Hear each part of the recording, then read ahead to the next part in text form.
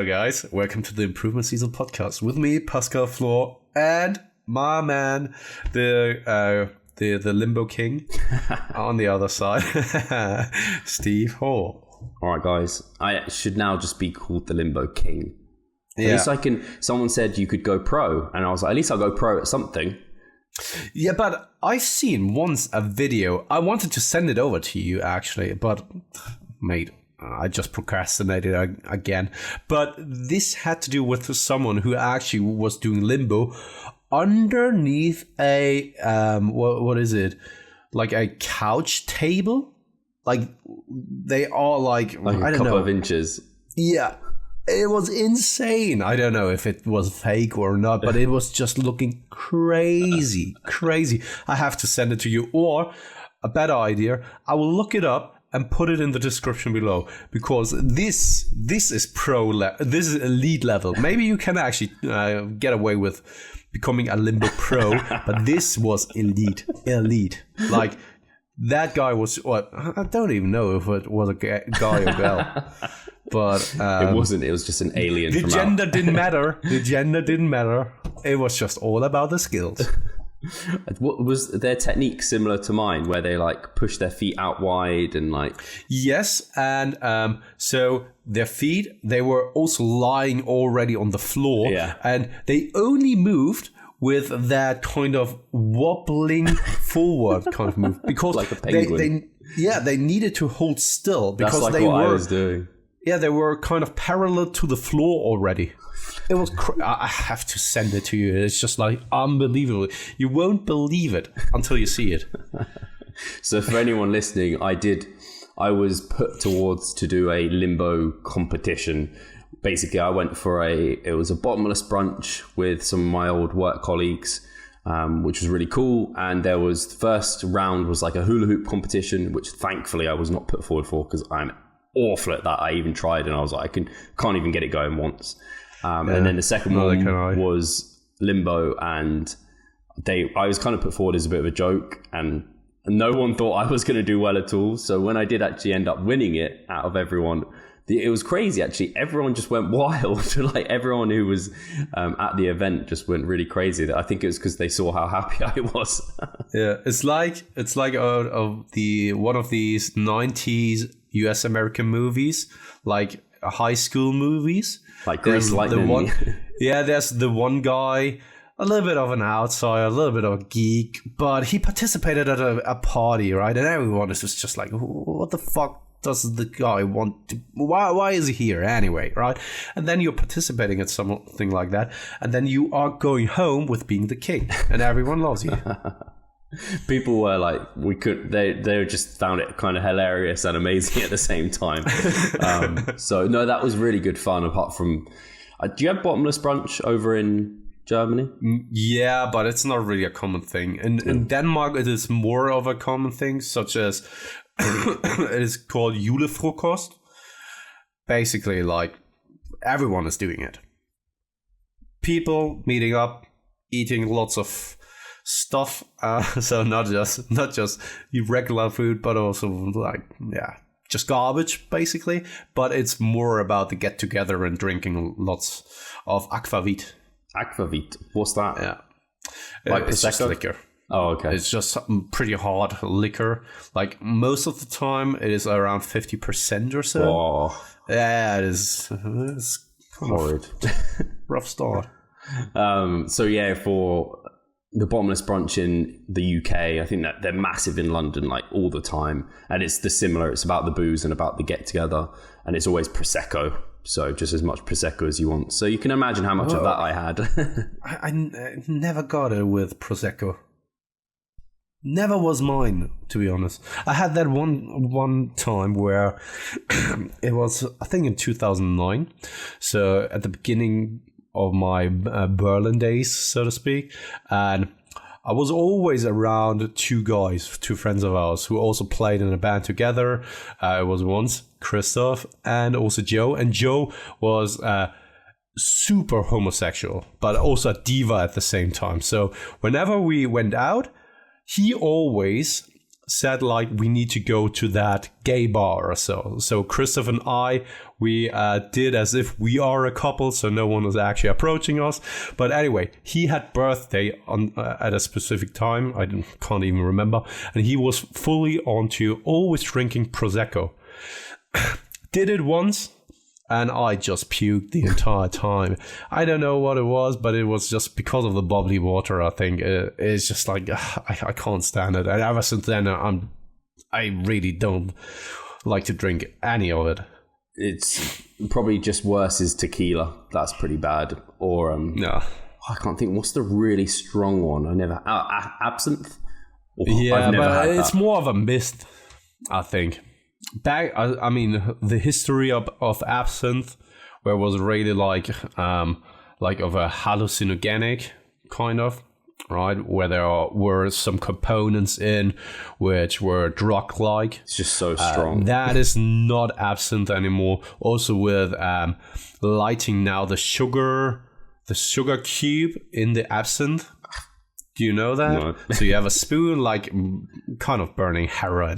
So preparing heroin. Actually, I right? think I've been at a party where they were doing this. Yeah, and it doesn't really matter anymore. And you like breathe in the fumes, right? Yeah, but it now with the recipe nowadays, absinthe and the procedure behind it is not the same as it's been like back in the days. And I mean, this is more of so the entire procedure, I think it's more just for the sake of doing it nowadays and just to, I don't know, be a little bit fancy about it, but there's nothing more to it anymore. So, yeah, also with the myth of it being super strong, I mean, there are much, much stronger liquors out there. It's stronger than vodka, though. Yeah, most of the time. I mean, when vodka is... So we are just talking about alcohol now here. I can't believe it. I'm way out of my depth. We are not even drinking anymore. What was I going to say? Yeah, because vodka's like 40%, and then absinthe is like 50% or something. But Yeah, I've never had like it. that. I just remember, I think it was like a school trip. We went to Portugal where it's legal, and I think it's illegal in the UK or something. So someone brought it back, and someone was trying to get me to have a shot, and I was just like, fucking no way. With the modern recipe, it's illegal? It's just normal liquor nowadays. I don't know. I mean, back in the days, it was kind of illegal because of these other substances that were in absinthe. But nowadays, it's just normal liquor. Yeah, I don't know if it's changed, but yeah. So that was my weekend. Limboing. Yeah. I'll let you talk about yourself.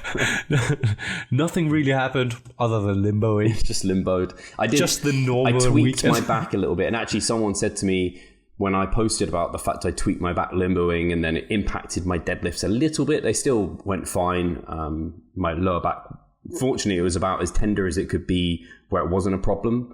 If it was any more than that, it probably would have been a problem. And I think it's just when you're doing limbo, you're basically in like a really weird position, but like a plank, and it was just like holding that for a long time. And I felt exhausted on the Sunday. I remember telling you I felt like weirdly exhausted. Luckily, it was a rest day. I don't know if it was like... all these calisthenics. I don't know. Literally don't know why I felt so tired.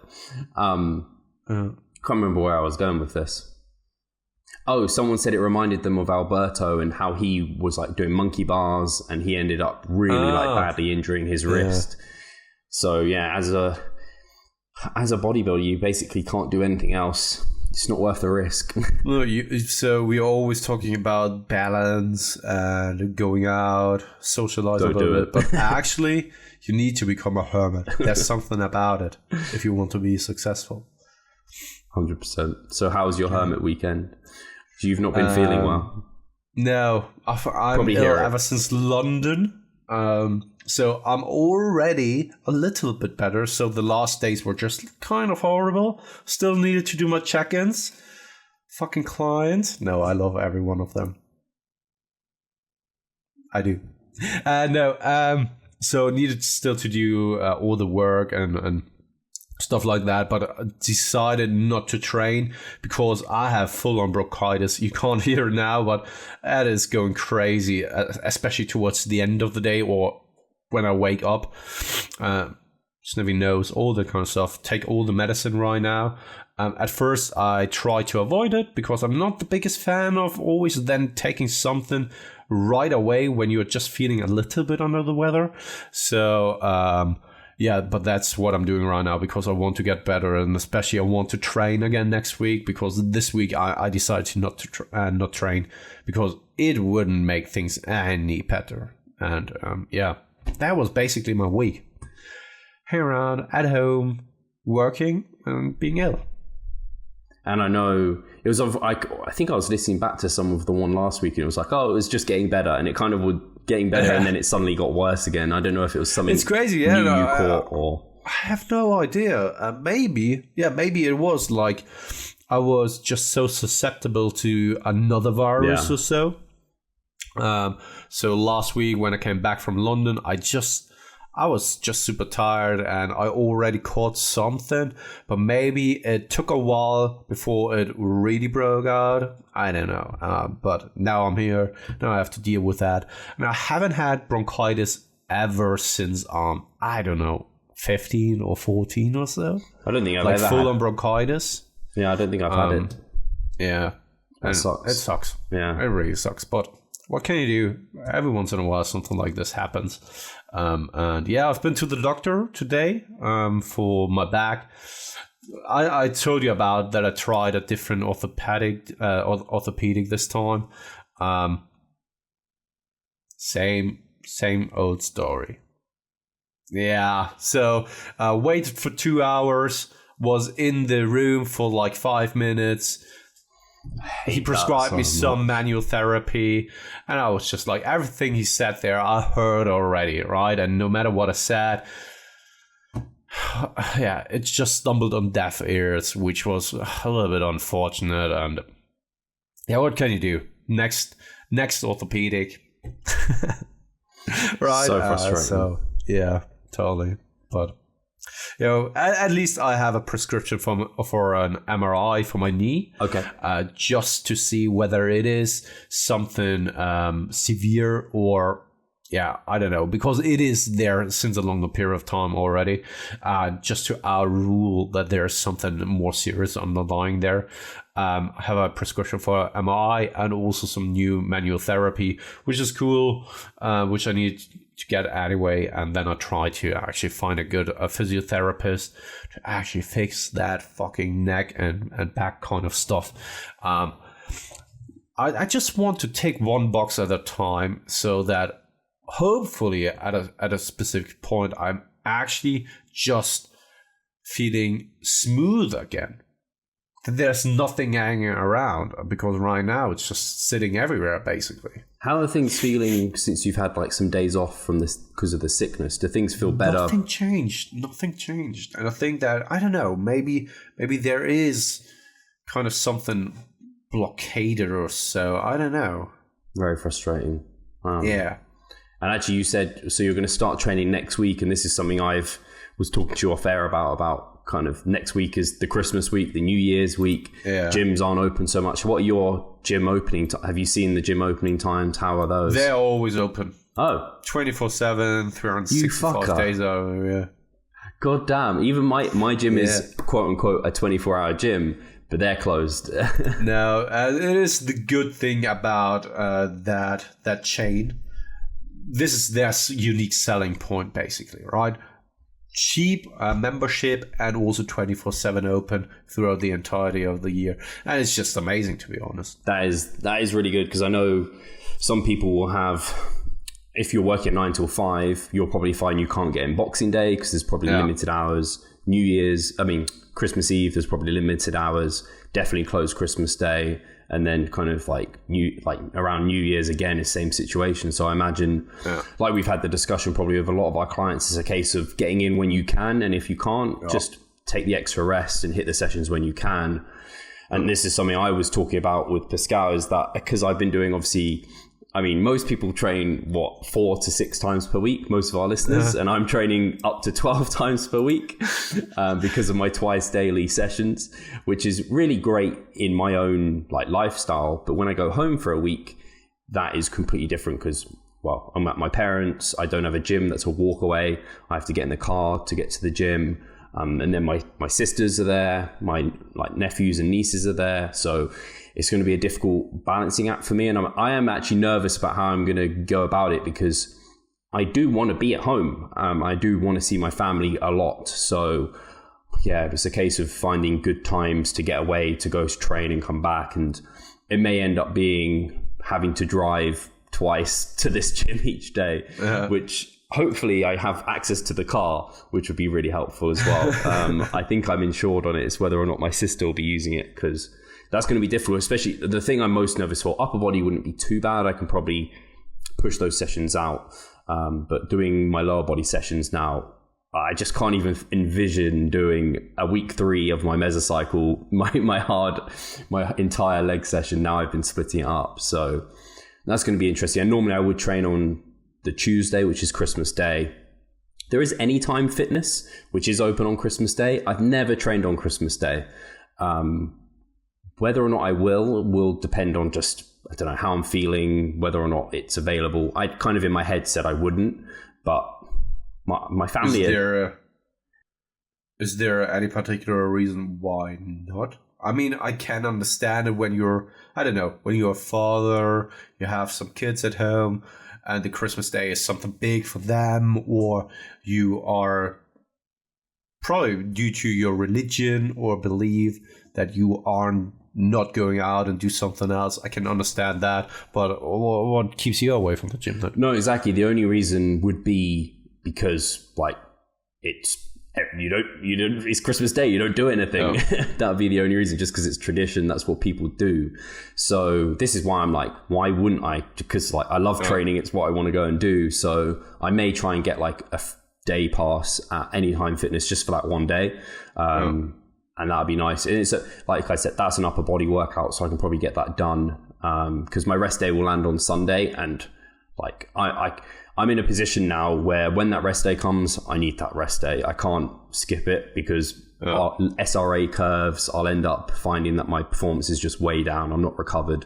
So yeah, I'll hit up. Monday will be the deadlift, and then the Tuesday will be push. And then the gym is actually only closed on Christmas Day. It has shorter opening hours on Christmas Eve, so I don't know if I'll be able to do an AM and PM on that leg day, which is going to be tricky. I'd have to go very early and then go in the middle of the day, so I might see if I can get that out. But yeah, it's going to be tricky. Like I say, I'm not going to stress about it. It is what it is. Whatever happens, if it ends up pushing back a session, I have a bit more rest, it's fine.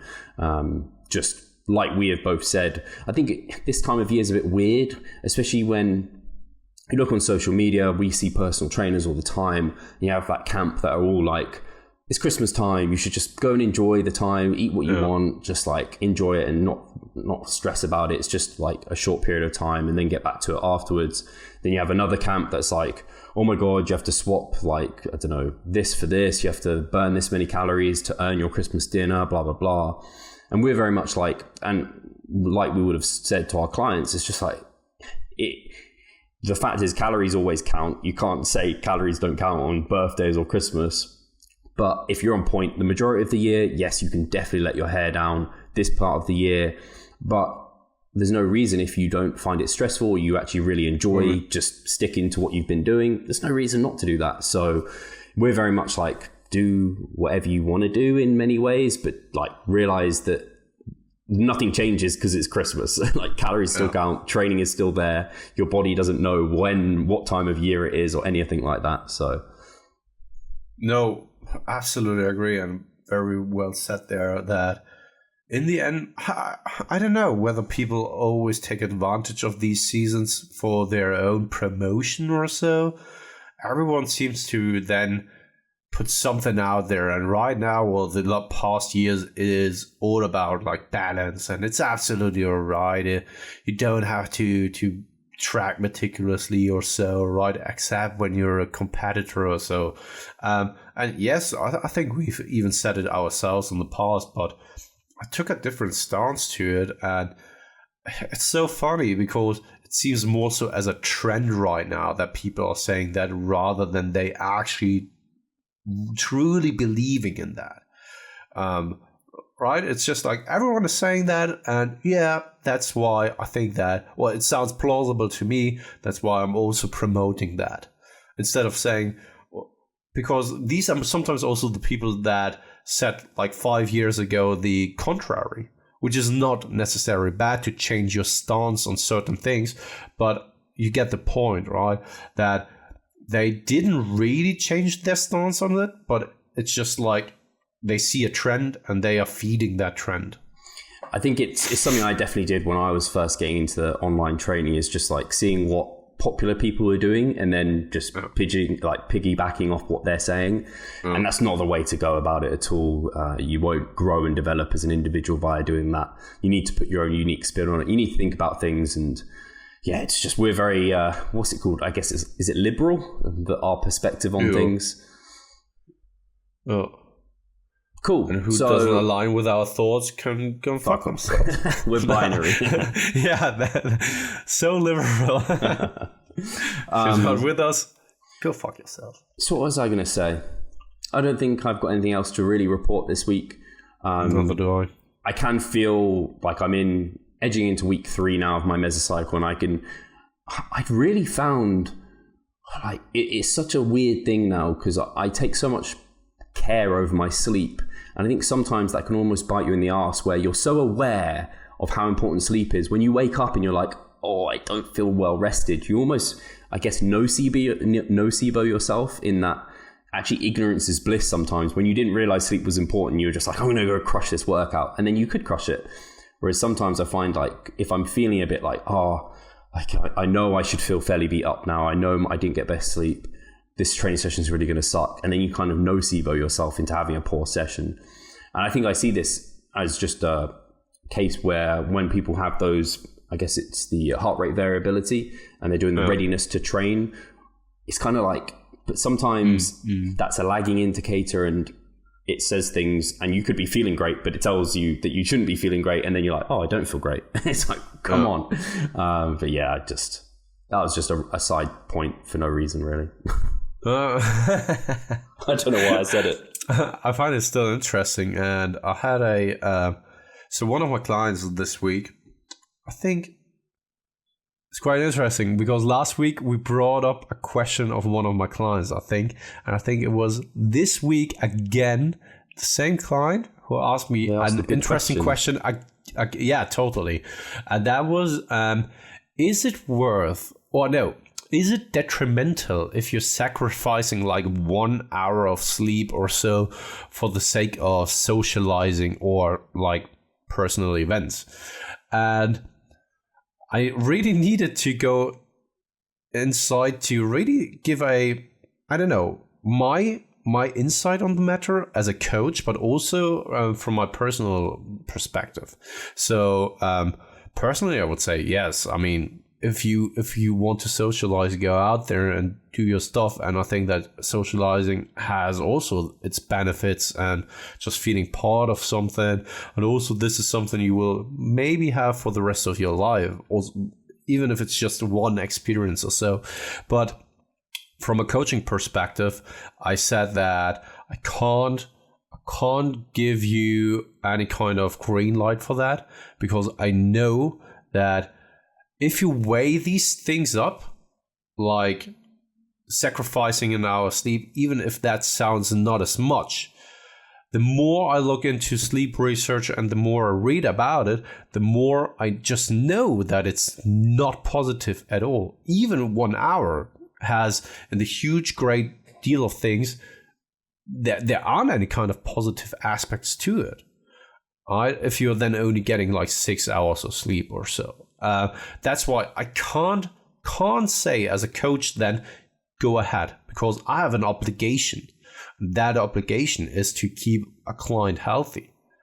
And if that actually potentially, or that there's a huge likelihood that this can have detrimental effects, and I know about it, I can't then say, okay, go out and socialize, even if that might have potential effects on you and your system. I don't know. I just wanted to bring that up as well, and would like to hear your thoughts on the matter. So yeah, it's an interesting one because I agree with you in that, like we're obliged to tell them, like we can't say, I'm always saying this to my clients because sometimes there are tough situations where they're asked questions like this, where I want to be like, I don't want them to stress about it. I want them to go and enjoy life. And so oftentimes we'd probably both promote that for someone who isn't a competitor, like it's an hour of sleep. Like it's not ideal, but enjoy it. And we don't, but we have to. And I always remind my clients, I'm like, I feel obliged to never lie to you, to always tell you the real thing. Like you may well feel like your performance might be a little bit worse than otherwise. Like there are detriments to having an hour less sleep. Like it's just true. So I don't want you to have ignorance to that situation. Because then if something happens and they do feel shit and they'll be like, but Pascal, you said that it was absolutely fine, which you'd be like, I did, but backtrack. And then you'd be like, I should have just told you straight up. So I think, yeah, I agree with that. And yeah, in terms of just sleep in general, I think if you'll get anytime I see a client getting less than 6 hours, I'm like, that's just not cool. So if they're getting less than 6 frequently, that's like major thing for me that I'm like, no, this can't keep going. If it's like now and then they get less than 6 or now and then they have a bit less sleep, like I'm realistically, yes, that's going to take a tiny percentage away from your results. Like it just will, but it is what it is. It might be worth the trade-off for you and then just fine. Like just work that out. Yeah, maybe it was also how he phrased the question. I can't really remember his exact words, but I think it was something like, is it okay? And I mean, sure, it's okay, but this is I ended up in saying that this is a decision he has to make for himself. I can only say this much. It's like you said, I can only present you the facts. As long as you're aware of the potential consequences, then go ahead and do that, right? But it's the same when it comes to steroid use. I want people, when they are going in there, I want them to be educated about that topic. Or any other things in life that have potential risks to them. Let's say you're investing in stocks. There's a potential risk that you're losing just everything. All right? If you're well aware of that, go ahead, do that, right? Potentially you end up with actually winning lots of it. The same applies to something like that as well. As long as you are aware of your actions, that they also can have potential benefits, but also potential detriments. Feel free to do that, but don't just go out there, try to get some potential confirmation bias from someone else or look for the confirmation from someone else, because this is something you see regularly with people as well. They ask a question online and 19 people say no, it's not a good idea. One guy says yes, and what does that guy end up doing? Is go for the yes option instead of the 19 no's or so, right? Awesome. Should we get into questions? I think that was a good roundup. Yeah, let's do that. Sweet. So we have the first question from Kian, who has asked, are there any instances in which it could be beneficial for a recreational bodybuilder to learn how to pose? For example, to improve the mind-muscle connection while training. So can I kick off on this one, P? Yeah, go ahead. So I think we probably have the same thoughts on this. I don't think there's much more you can think on it. No. He pretty much picked on the key thing in which it can help you. It can make you have more awareness of the muscles. If you can flare your lats, for example, then you have good control of your lat musculature. Yeah. If you can make sure you can contract particular muscle groups, like if you can contract them as you're posing, then you can probably contract them and think about them in the same way as when you are doing exercises, which I think is great. And I think there may even be some research on this. I think Brad Schoenfeld might have done some, or at least I saw him post about it, where actually doing some of the bodybuilding poses has seemed to aid muscle growth. And I think that probably is a mind muscle connection kind of deal where that's more aware. And as we're becoming more and more evidence is coming out, it's clearer and clearer that mind muscle connection actually matters for bodybuilding. So yeah, I definitely think there might be some benefits. And there's also the benefit of Instagram photos, you know how to hit a pose, and potentially for your coach or to assess progress. Sometimes, I don't know if you have this, Pascal, some of my recreational bodybuilders, I guess, try and do some of the bodybuilding poses, and I'm like, I could so get this way improved. Yeah, totally. And especially they're doing the poses, and each and every single time they're giving you some update pictures, they do look different. And then you can't really compare these pictures anymore because, So I don't know if you have anything else on that. It was a fairly short one. No, just a quick one. I think that Kian is a pretty rare name, and I think that Kian is my client. Oh, is it? Yeah. Oh, I didn't realise. So if he really is, then hey, Kian. Spelled Kian. I don't know if there's different spellings of Kian, but anyway, the next name is also rare, I think, is Dully. I actually don't know if that is a nickname or a actual true name. But this question always reminds me of the cloned sheep. Dolly. Oh, Dolly. Yeah, from the 90s. Yeah, I remember. It was 90s, right? I'm not sure, but I remember doing it in biology. Yeah. Dolly. After doing some research, podcasts, online reading, etc., it seems like training to failure is a surefire way to halt progress and stop strength and size gains. What are your best tips to help someone stop 2 to 3 reps shy of failure when training to almost failure as all they have done so far?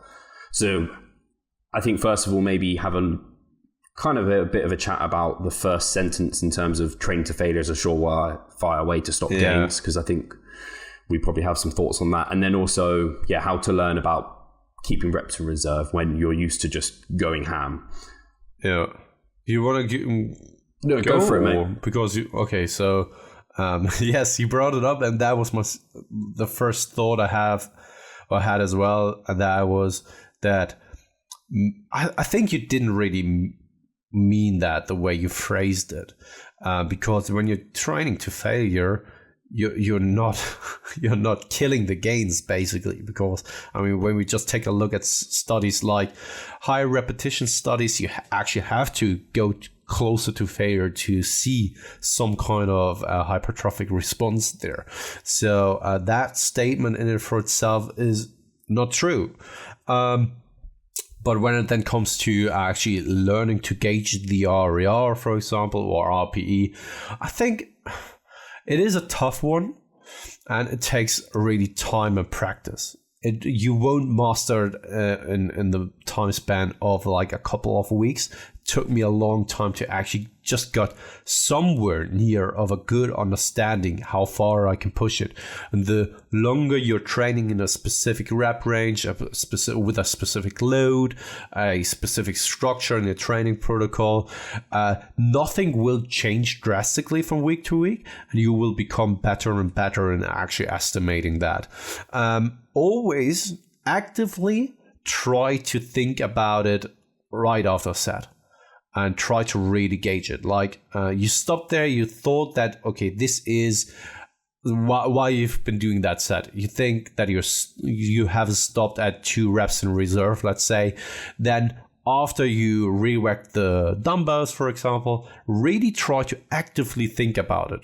And what you can do in addition to that is record yourself. Every once in a while, this is a really good indicator whether you're fooling yourself or not.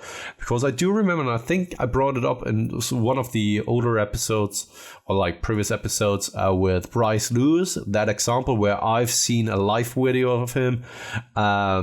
I think it was over on Facebook, a live video where he went AMRAP with squats.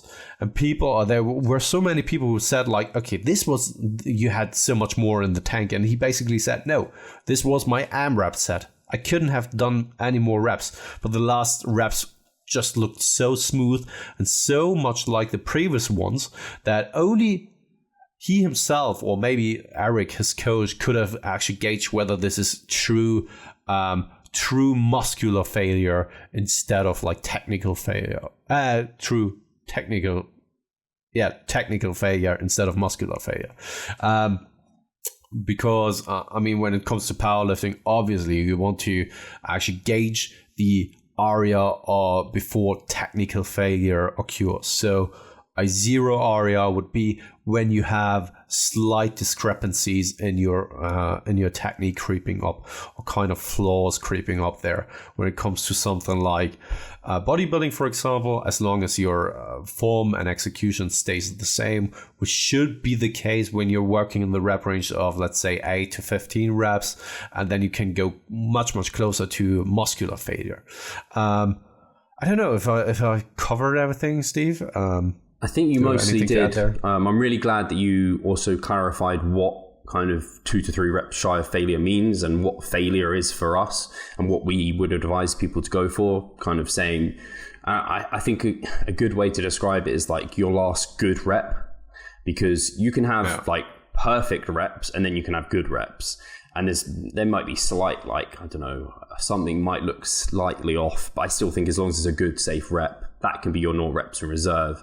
For maybe more beginners, they don't even want to take it that far. And on big compound lifts, you may never want to take it that far. Like, I can see why Bryce, being as strong as he is, like, he knows when, like, he might have to dive bomb it a little bit or tweak his form a little bit to make it just not good. It's not worth the risk for him in any shape or form. It's not worth the risk for anyone, in fact. And again, I just agree. Training to failure is not a surefire way to halt progress whatsoever. I do understand, and the point I think that people he may have listened to and what he's read is basically saying, if you train to failure, then likely you may end up not getting sufficient volume, which could sacrifice some of your hypertrophy results. So that is basically the point that people make about training to failure too often. And then in terms of, you said about it just takes time to learn it. Some things I try and tell clients when thinking about their 2 to 3 rep shy of failure is potentially just for big compound movements, like a slow down in cadence, like when reps start to get really quite hard, probably that's when your 2 to 3 reps shy of failure, or more so 3, when they start getting like pretty, like, you know, like every rep on a compound lift is hard, but when they get really hard, like that's when you know when cadence starts to slow down. And then on more isolation movements, I'm less concerned about if someone's like 4 or 2 reps in reserve. Like if they end up going 2 and they're meant to be 4, like it's an isolation movement. It's not going to be as highly fatiguing. There's not as many risks there.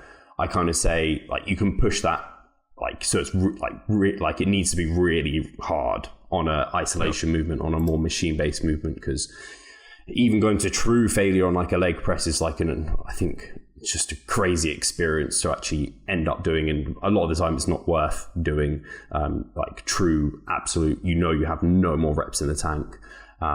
So yeah, I think that was answered. Cool, sweet. So the next question is from Caden the Conqueror.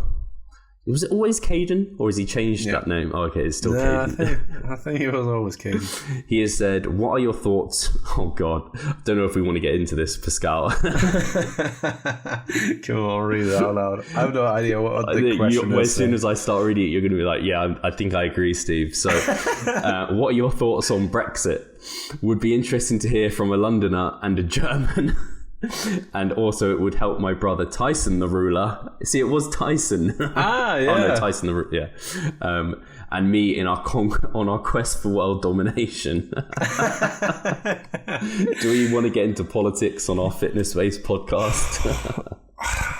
We can briefly say our point of view. So when it comes to politics and also something like religion, I don't really like to talk about it online, because this just most of the time such an ingrained belief, and that is just what it is. I mean, when it comes to politics, you have some moral and ethical views, and they not always align with the moral and ethical views of other people, and because of that, there's such a huge conflict between people. And when you are stating your views on a specific topic when it comes to political matters or religious matters, because the line is so fine, right? You can easily offend someone, and that is, I mean, nowadays everyone seems to be offended super easily. No matter what you're saying, there's always someone who's offended. But in that case, I don't really like to talk about politics online. I have my views. I'm a German guy, so I'm a Nazi anyway. All right, so that's offended, why I'm triggered. Yeah. that's why I'm also working in an English company, just to get some insight what the what the other side is doing, right? But it doesn't lead somewhere. When I state my political view online, who does it serve? No one. It's just then about me wanting to share my views on the matter. And I don't see the value then in talking about that. I don't know if you have any kind of different views on them. This is why I was like, we can skip this really, because it's a fitness-based podcast. All I will say is I voted to remain with my brethren in Europe. It's quite funny because when I graduated from the evening school, the last semester I had was all about the EU. And for the first time ever, I actually learned a lot about what the EU actually is all about, the entire system, how it's built up, etc., right? We had to read through the what's it called again?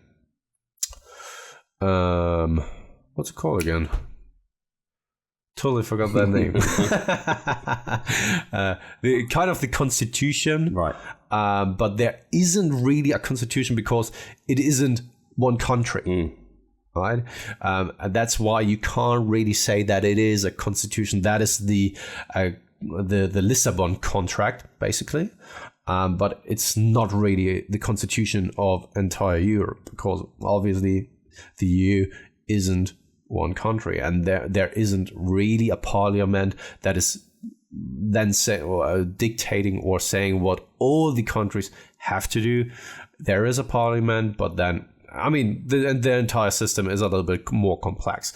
And what I wanted to say though is that for the first time I actually really got to know what the EU is all about, the pros and cons obviously, and what their entire vision is. And all I can say from the information I have, and that is already limited. I'm no expert in politics, and especially not when it comes to EU or Brexit in general. But all I can say from the information I have available to me right now, that it wasn't a good idea to actually leave the EU. Cool. So we'll get on to the next question from Abdullah. And Abdullah has asked, so I've recently started the Eric Helms progression scheme of adding weight to the bar each week for the main lifts and taking a rep away. What do I do the following week if I don't meet my rep target? So you can go ahead first if you want to, but I just want to say the Eric Helms of progression model. I guess maybe I find it quite funny because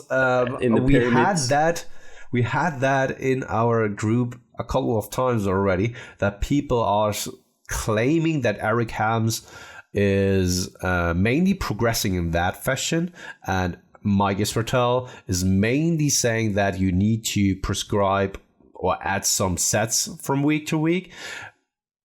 But that is not entirely true. I mean, this is when you look at general recommendations, and especially when you're writing a book, which is just there for the public, basically. These are just like what it is, general recommendations. When they would coach you, it would probably look quite different. That's all I wanted to say first, but go ahead if you want to answer the question. It was funny, and I feel a bit bad, Abdullah. We don't mean this anything against you, and just like no. The person that asked about failure and saying it stopped gains and stuff, we just want to clarify that part of it, because I think by answering the question and not talking about that would then make as if we confirm that comment, if that makes sense. Yeah. So I mean, Eric Helms has written about that progression scheme, I guess, in his muscle and strength pyramid. So I understand why you've maybe referenced it as his progression scheme, but it's just a way of doing things and one way of he does things. So in terms of what do you do if you don't meet your rep target? So I guess that's like, I did 100 for 10, and then the next week was 105 for 9. I ended up getting 8 reps instead of 9 reps. What do I do in that scenario? Assuming he hasn't written that in the book, it's actually really not an easy question to actually answer, because there would be a lot of context required in terms of what is your goal of like, why are you training in this way? Are you training for strength, or are you training for hypertrophy, or are you training for both? It's really hard to, I guess, what I want to try and find is a way of making this into a question that is answerable. Kind of like you underperform to what your target was. If we answer that, like just in general, if you underperform to what you were aiming for, I guess first of all, assess whether or not that was expected, whether or not there are any obvious reasons why, like you underslept, you had poor nutrient timing, you didn't eat before your session, or various reasons why it could have just been a one-off. If it's not a one-off and you're performing poorly in the rest of the session on other movements, it could be that fatigue is catching up to you. You might be due a rest day or a light day, or potentially even a deload if you're seeing poorer performance all round. Or it could have just been a one-off, like one rep off. Like if you're missing it by just a single rep, that's not a big deal. If you're missing it by like, I don't know, 2+ reps, potentially that's a sign that you're slightly overreaching, or you're seeing a lot of fatigue, and you might be worth just backing off a little bit. So yeah, I'm struggling to give a really concrete answer to this. I don't know if you have any more thoughts, Pascal. No, not really. It is. Your sigh was amazing. Oh God. No, absolutely not. And once again, just to clarify what you said there in the beginning, I'm not saying it in the way that it is like, what the fuck is wrong with you or so. That's not what I'm trying to say here. And I'm not trying to give any one of our listeners a hard time when they're asking questions. I highly appreciate them asking questions, because then they want to actually learn something. And the ones who are asking questions are always the smart ones, in my opinion. But in that scenario, it's just like, okay, it is really, really tough, because it's such a general question then in the end. What you can do is ask yourself the question Steve brought up. If you've done that, try to maybe also have a rep range. I know for a fact that Eric is also working with rep ranges, and why not do it then there as well? Unless you are, I don't know, tapering for something like a powerlifting meet, and you want to actually have a really kind of linear progressing model in there, in which you are decreasing the volume over time and increasing the intensity over time, and doing that in that you are dropping the repetitions you are supposed to do from session to session, and by that then automatically adding weight, or trying to automatically add weight, then I think still there might be it might be a feasible approach to still do a rep range that allows you for kind of less optimal days to still be in that rep range. Let's say then you're only able to hit the 3 reps instead of the 5 reps, but then you are still actually right in that zone that you set for yourself. And I'm not saying that prescribing something like linear or exact rep numbers or rep targets is a bad thing to do, but the stronger you're getting, the harder it is to keep it up there. So what I mean by that is try to keep up like three sets of, let's say 6 repetitions for super heavy ass squats with the same load. Really hard to do. Right, and giving yourself a rep range, or even an autoregulative system with maybe also some drop sets or down sets, might be a feasible approach there as well. So what you see in these kind of general programs, such as Eric puts them out in his muscle and strength pyramid training books, or with the things you can see with the templates from RP, these are only starting points for you, and you can try to customize it over time for your needs and for you specifically. Cool. Yeah, no, well answered. I like the repetition range. I think that will actually be really helpful for him. I think having specific reps can really lead to, you can dig you into a hole sometimes, and get you. Especially when you're someone who is easily getting fatigued in a workout, where it's just like, okay, you're doing one set, and your fatigue is just immediately creeping up there and your performance is coming down. I have one client with whom it is pretty severe, the case. And we have to work with things like down sets and not a lot of volume in the sense of set numbers. Yeah, I think on my squats today, I did my first set, got 11 reps, and my second set was 9, and then I had to do a down set because I was like, my reps are just dropping off far too quick. Same with deadlifts. Upper body, I'm a little bit better, but still, like, as you get stronger, I think that becomes more applicable as well. So, no, nice answer. So I think we have time for one more question, which is from Anna. So Anna has asked, I wonder if this is my Anna. Is this Is it your Anna? My Anna. your Anna. She has said, it might be obvious from the question. Let's see.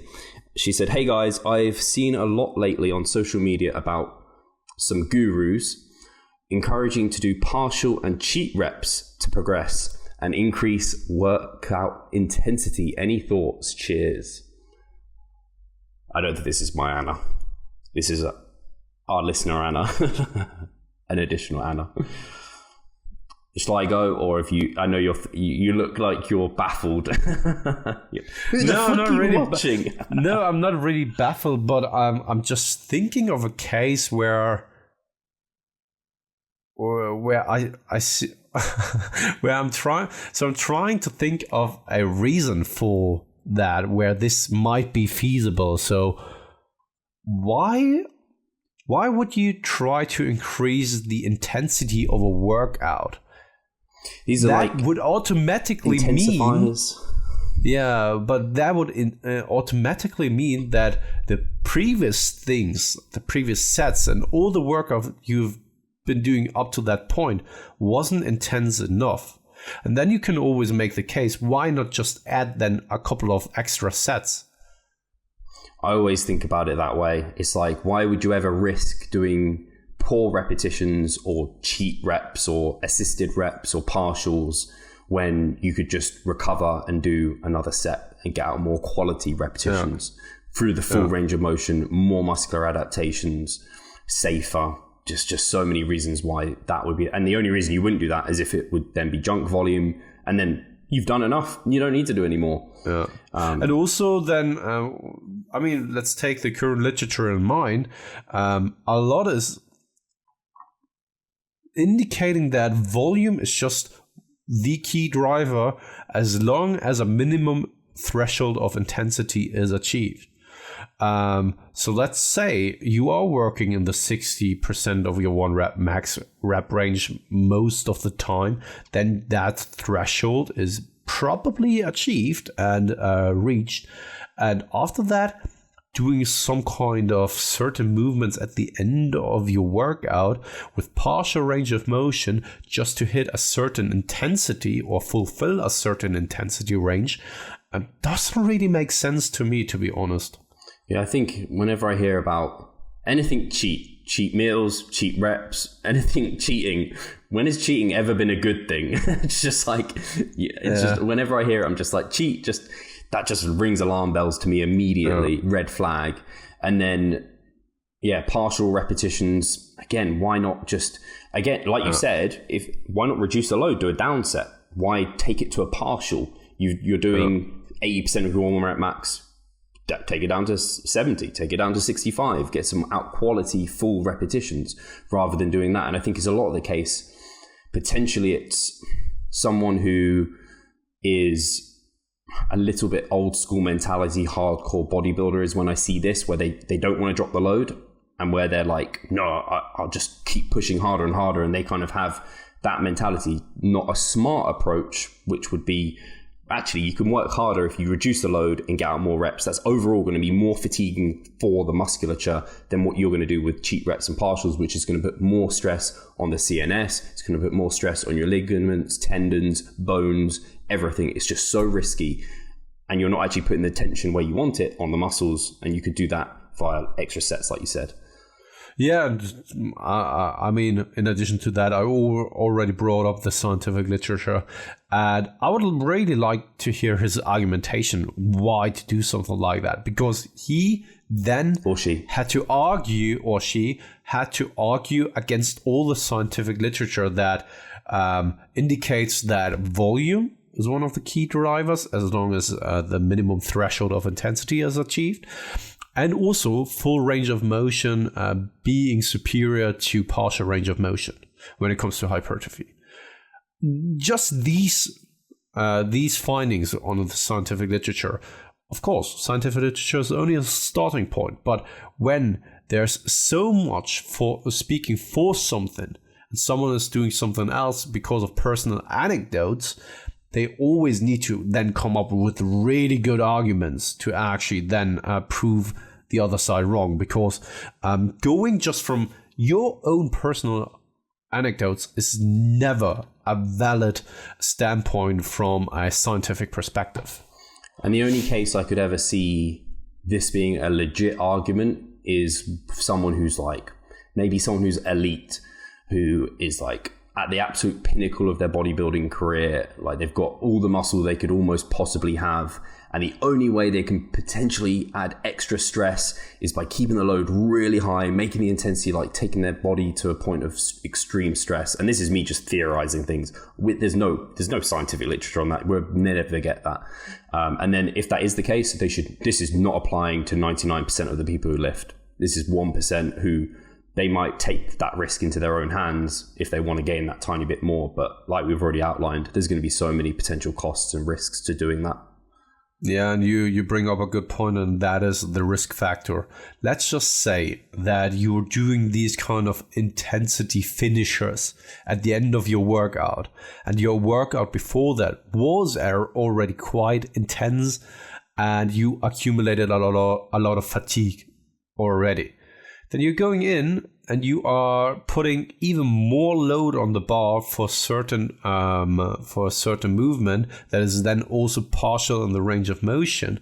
The accumulated fatigue from all the things you have been doing before that, and the extra load could potentially, of course, lead to a higher risk of injury. And is it then really worth it? For how much more? For how much more? If that gives you something in return, then it's probably more so due to the accumulated volume that you're doing right now. And it will be so marginal that all the risks and all the detriments that come along with it will probably not be outweighed. And the risks I'm talking about are the higher risk for potential injuries, and also the systemic fatigue you are creating with things like these at the end of the workout, because this is only additional stimulus and additional stressors you need to recover from afterwards. Brilliantly said. And whenever I think of finishes, I think of what's that game where they're like, finish him, and it's like Mortal Kombat. Yeah, Mortal Kombat. It's like finished. Yes. But what was I going to say? I was actually going to say something clever. This not clever. This frustrates me. I don't know if it frustrates you, Pascal.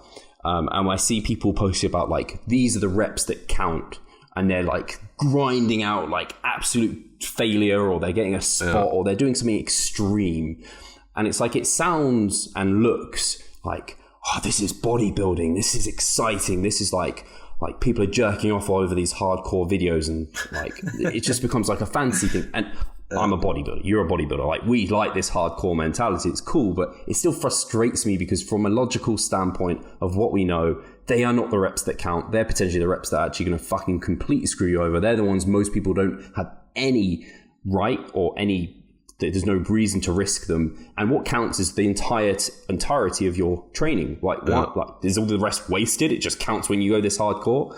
I don't think so.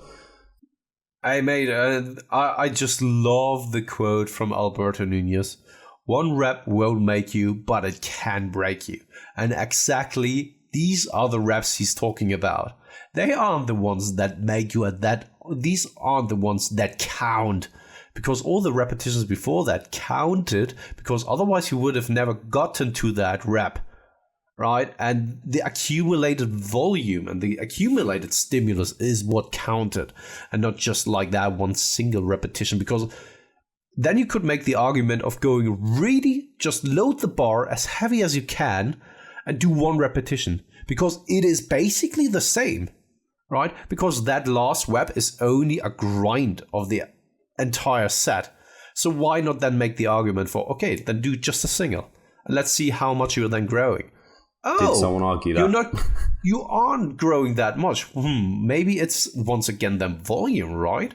So it isn't that one single rep, and it is that one single rep Alberto is referring to that can though break you, because so many things probably get compromised along the way.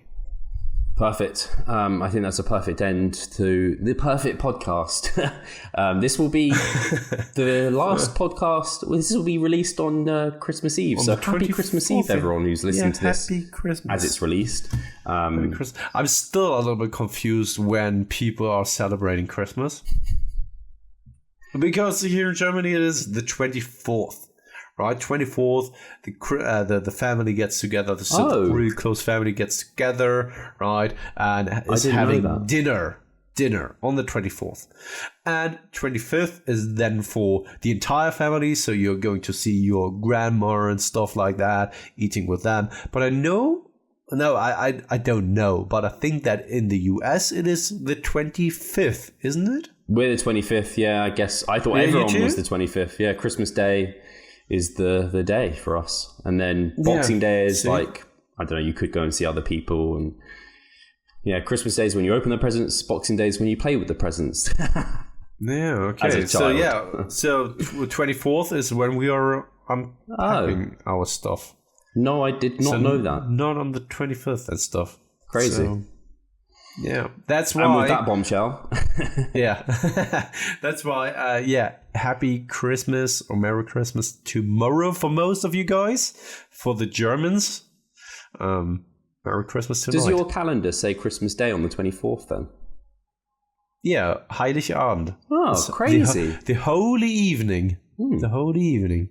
Maybe I don't know actually from a Christian standpoint whether or not which day is actually more important. I have no idea. Anyway, it's all about Santa. It's all about Santa for me. I'm an atheist, so as am I. So guys, we will chat to you soon. Have a brilliant Christmas period. Have a great. We'll catch you in the new year. Yep, that's what we're doing. We'll talk to you soon. Cheers. Take care.